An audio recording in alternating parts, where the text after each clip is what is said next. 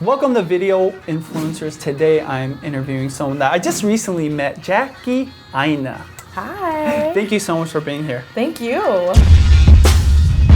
The following content is brought to you in part by FameBit. FameBit is the #1 platform for YouTube, Instagram, Vine, and Twitter creators to connect with brands for paid sponsorships. Get signed up and start making money today at famebit.com. So Jackie Aina is a beauty vlogger, is that correct? Mm-hmm. Let's see, some of her stats are she's got over 500,000 subscribers, 32 million views, and I think one thing that's really unique and I think good for us to hear is about how long she's been on YouTube, right? Since what? You've been uploading since 2008?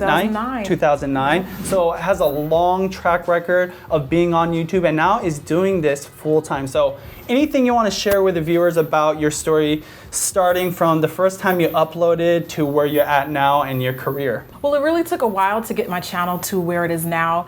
When I started, just like many other beauty vloggers that have been doing it as long as I have or longer, I wasn't looking for a new career. I wasn't looking for anything like well, I should say I was looking for something, but it wasn't anything that I thought I could monetize on. Yeah. I literally just plugged in my camera one day, was looking for like an outlet to be able to express myself creatively. And I didn't really see a lot of women giving tips that looked like me for beauty. Yep. So being the beauty enthusiast and the creator that I was, I was kind of like, well, if no one else is going to fill that void, might as well get in there and try it. Absolutely. I don't know if you did this, but Judy actually, her first tripod was shoe boxes. So like you make it work. You when you first start, you know, it's like it's the passion that drives you, right? And you can obviously tell that's how you started.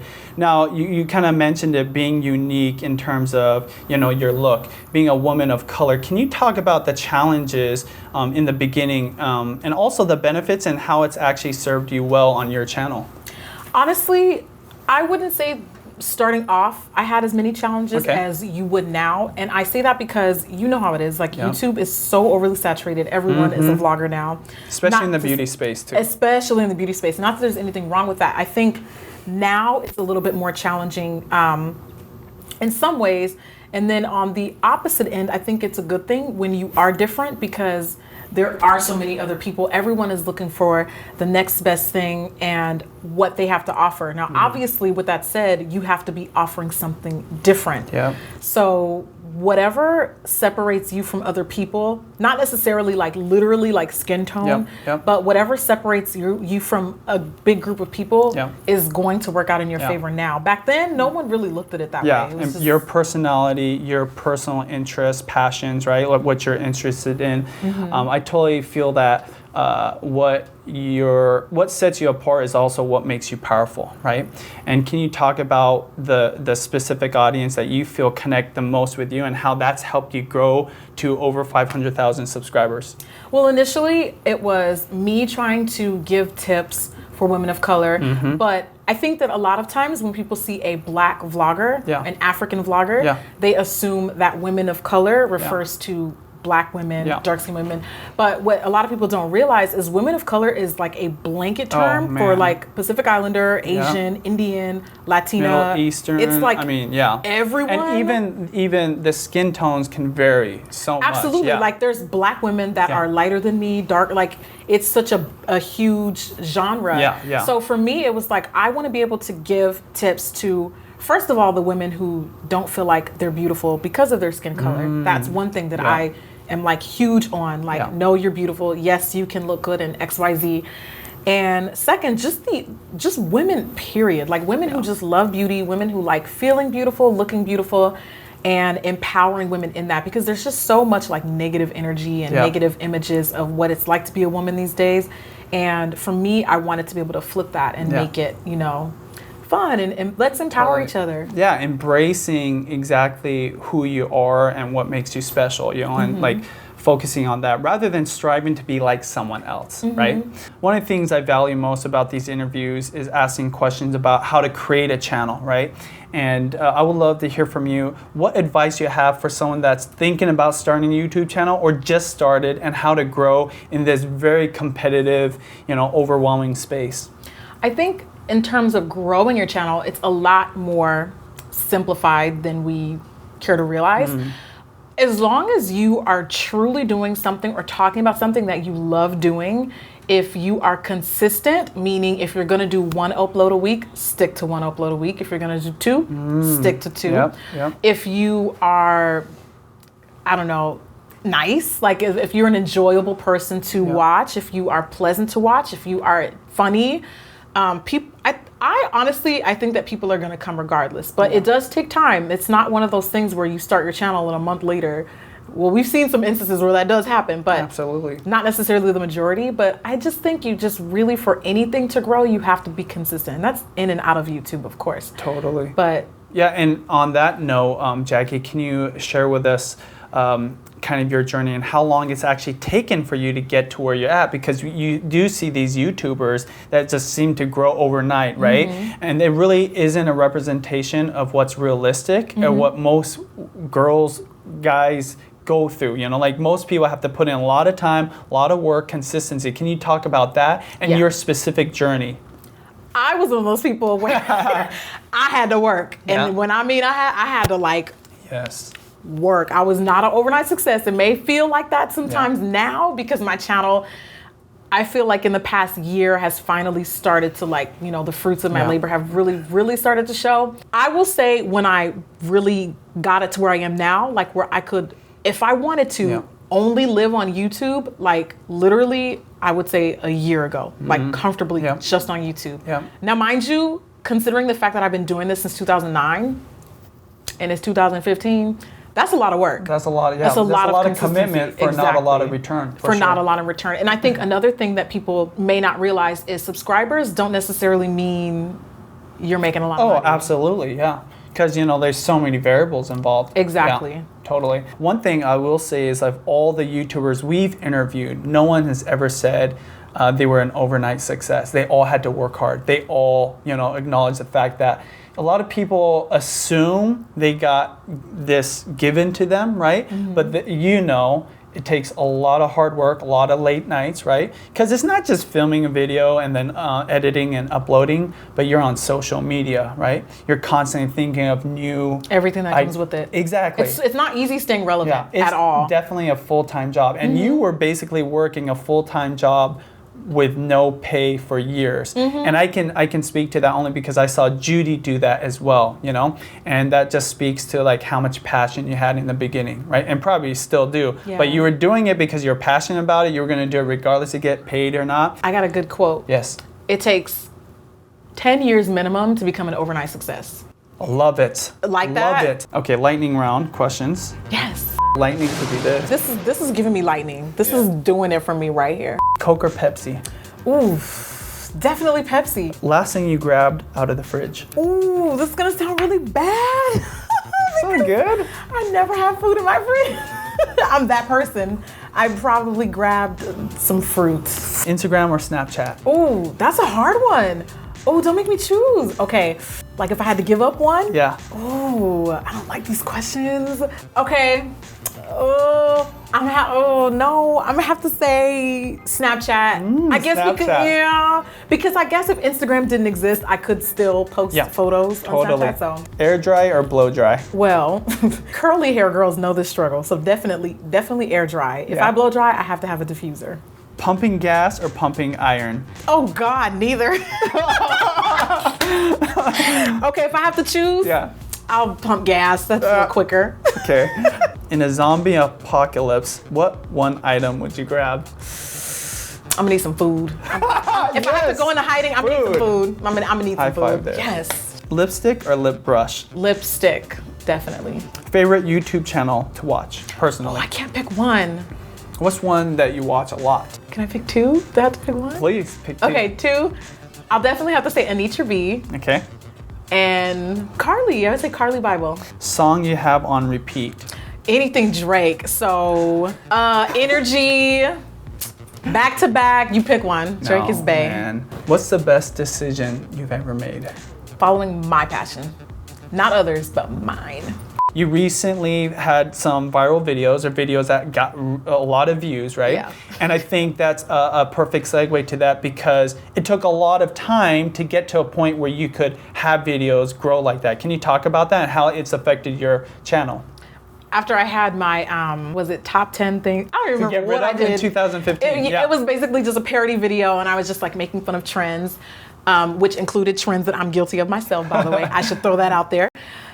You know what? I feel like with viral content, like you never know when something's gonna go viral. So you kind of have to be ready. And luckily for me, I was already, because when you look at my older videos, they were like not that cute. I wasn't even that great at makeup. Filming quality was I don't know. I wouldn't be able to judge that. But, but I mean, like filming quality was it was all right.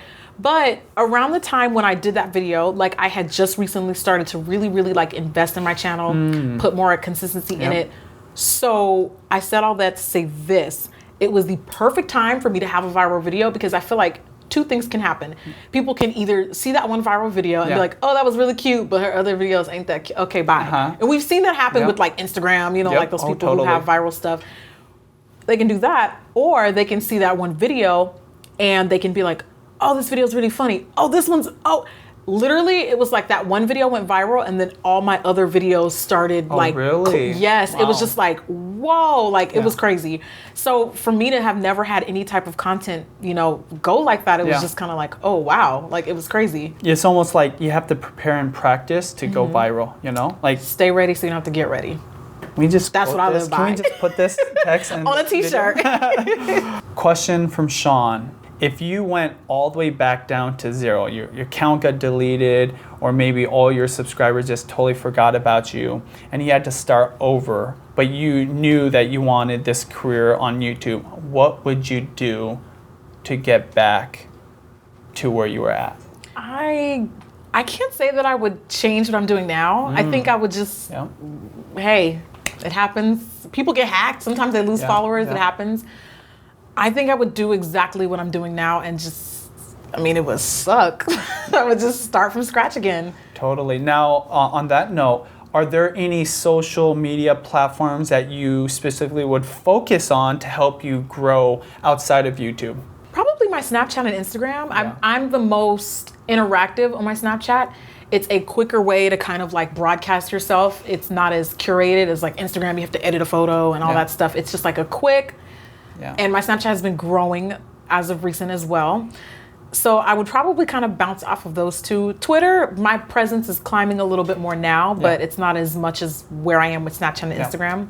But probably a combination of all of them. Yeah, totally. I mean, you definitely want to be broad, but it sounds like though you would pick Snapchat and Instagram more because you're passionate about the type of media that gets spread on it. But is there anything else about Snapchat or Instagram that you specifically think would help you grow a lot? Like, what is it about those platforms?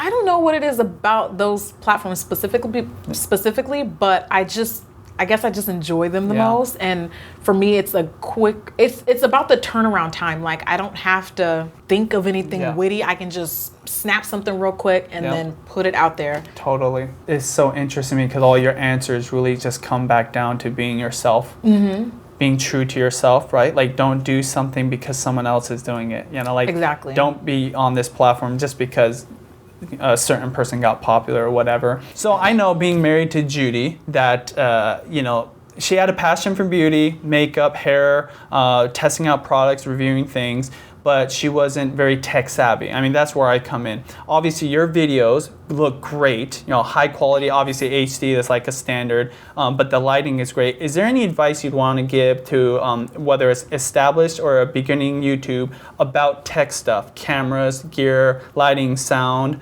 and what's worked best for you to learn how to do that? I would pretty much say try to simplify it as much as you can. It's very tempting to see oh, well, this person's doing that. Maybe I can try that. And in the beginning, it is going to be a learning experience. It's going to be okay, that looked good. That didn't look so good. Let me not do that. I would say in terms of maybe even coming down to like how you edit a video or what type of, like how you put together certain videos or content, stick to what feels natural to you. So some people can put 10, 12, 15 hours into a lookbook. I don't have time for that. I believe in and don't get me wrong, I have an appreciation for it, but I've learned that for me, in order for me to really be motivated to be more consistent, I have to do what comes naturally to me. So what comes naturally to me is working a little bit smarter. I want to be able to edit in 3 hours. And now I'm able to do so because I have a Final Cut Pro, or I have a Mac computer and a Final Cut Pro. But honestly, try out as many different techniques as you possibly can. Get, at the very least, a really, really good camera as best as you can. And try as much as you can, but whatever you feel like, okay, I like this, and also be receptive to what your followers tell you. So if they tell you, girl, that lighting ain't working for you, then learn how to adjust and be able to tweak things based off of that, because they're going to tell you what they want to see and what they don't want to see. Totally. I love the answer of simplifying, because if you get hung up on the tech stuff because you've overcomplicated it, or you're not familiar with it, then it ruins your whole workflow. And that a video is better than no video. Exactly. I feel, right? I feel like when I started to try to get too techie with it, I was just like, it's just gonna take me 3 days and then I'm never gonna have a video up. Totally. What has been the biggest challenge of being on YouTube, and how have you overcome that challenge? Do you want me to talk about challenges in general or challenges as a woman of color? Challenges. Oh, I would love to know both, but you answer the one that you feel most strongly about. So what is on my heart to share, the challenges I face as a woman of color, I will talk about who I like watching. Like, I like watching everybody on YouTube. I don't look for people for the color of their skin. I mean, that stuff is helpful, but when I'm watching someone, I'm watching them because I genuinely like them. But I feel that one of my biggest challenges that I've had to overcome now is people see my content, and even every once in a while I'll get comments and people are like, oh, well, I feel like excluded from your videos. And I'll give an example. Lauren Beauty, she's an Australian vlogger, she's Caucasian. I don't feel excluded when she's talking about tips for people with straight hair, and I got curly hair. Carly Bible may be giving tips on tanning. I don't feel excluded. You know, that may not be able to apply directly to me, but like, when I'm watching someone, like, I genuinely enjoy watching them. And that's the experience that I want to give to people when they come to my channel. So, and another thing that people may or may not understand is that by default, my skin, is brown. So I'm going to talk about things that apply to me. But at the end of the day, my content is for everyone, and I want people to feel welcome and like to be able to enjoy that. And then also, I give my knowledge and my expertise as a freelancer. So I'm not just, talking about what applies to me. I'm also going to share tips. I had a client that had green eyes, and this is what looked amazing in her green eyes, even though I have brown eyes. So my biggest challenge has been trying to overcome that thinking of, I have to look like you to enjoy, and it's like we should just be able to all support and enjoy each other's videos. There shouldn't be this barrier just based on the way you look, Right. And like, even with Judy's channel, like, I don't have kids, and I'll be sitting there cracking up at her videos, like, it's just, if I genuinely enjoy that person, I'm just going to watch them. And overcoming the judgment that people have with this perception or fitting into a box, right? Like, you all have to fit into the box or whatever. I think that's about it, but thank you so much for the great answers. Is there anything you want to say to the audience, though, to leave them with a little tidbit or any wisdom that you think would benefit, whether it's a lady that wants to do a beauty or just somebody that wants to start a YouTube channel? If you get to that point where you plateau or you hit kind of like, oh, is it really worth it? We all go through that. I just want to say, if you really, really feel like this is what you're supposed to be doing, or this is the right thing to be doing, and you're there, you just can't, just stick through it, because I promise you, every one of us on YouTube who has reached, gotten out of that plateau has thought the same thoughts that you're probably thinking right now. And that's with any career, of course, and just stick with it. Be yourself, be creative. Always, don't ever think that you're too big to keep learning and growing, because that's another thing. I think some people think, well, I'm good now, I don't have to keep, improving always improve. Especially on YouTube, you gotta always be get super complacent super quick, and then you learn when other people start passing you up, you're like, okay, that ain't working no more. I need to get on Snapchat. No. Well, thank you so much. Wisdom for YouTube, wisdom for life. Jackie Aina. We'll put her link down below. And hopefully that was very helpful. Put on the comments what you liked most. And thank you so much for watching. Bye. Food is so smart. And go find a hiding place and just try to like wait it out. Let me do me. I'll just wait it out. They'll die off eventually. Well, if I survive the zombie apocalypse, it'd be because of you. I'm gonna grab some food too. Yes. But that's why you keep the makeup game on point. Yeah, I know about that.